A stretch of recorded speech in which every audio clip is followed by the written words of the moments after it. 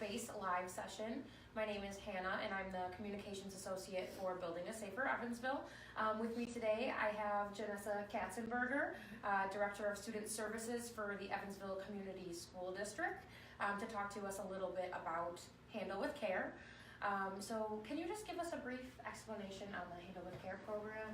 Sure. So Handle with Care is ultimately a communication plan that helps ensure students who are exposed to trauma are provided appropriate interventions at an immediate timeline. So it's really just our way to ensure that they can be provided an education that's appropriate for them and adequate given their background and some experiences that have occurred. Okay, and then how did this start? Well, Handle with Care originally started in Charleston, West Virginia. And then we had some leaders from Rock County Human Services go down there to do the training, and they brought it back here for us to kind of learn about. So I attended an informational session and I brought some of our student services staff with me to that. Brought it back to the admin team, everybody was in full support of it. So I attended a Train the Trainers then at Rock County and brought some other members from the student services team with me. Then I trained the rest of the student services team, and that's how we kind of rolled it out in the district. Awesome. So that was all the training that was required for the program was? So there was a little bit more than that. There was the Train the Trainers, brought it back to student services, trained all the student services, and then with the help of the student services team, we trained all of the staff. So before school even started, we had custodians, food service workers, educational assistants, teachers, administrators, everybody in the district was trained on Handle with Care. And along with that training was a lot of information that goes into depth about trauma and what trauma looks like, what it looks like in students, the different types of trauma. So really informing our staff members on trauma itself and then how that can manifest into other behaviors into the schools. And so everybody was trained with that. I do have another training actually on Friday. I'm going to train all the 4K staff as well. Oh, awesome. Okay. So does anyone in the community partner with the school district to help with Handle with Care? Absolutely. So our main partners, our partners in crime, no pun intended, is the Evansville Police Department. So without them, we could not make this possible. Actually, Chief McElroy had me come in and do a training for all of the police officers as well. So all the police officers were trained in Handle with Care. And then we also partner with the Rock County Sheriff's Department because some of the calls go to Rock County instead of to the city itself.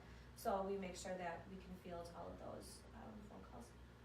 Okay, and then how does Handle with Care look like in the Evansville School District? Can you give us an example of a situation where it'd be used? Sure. So if a student is exposed to trauma that night, or that morning, let's say there was, the student was saw a parent overdose, or a death in the family, or abuse in the family, or just the house environment is neglectful, and the police is called.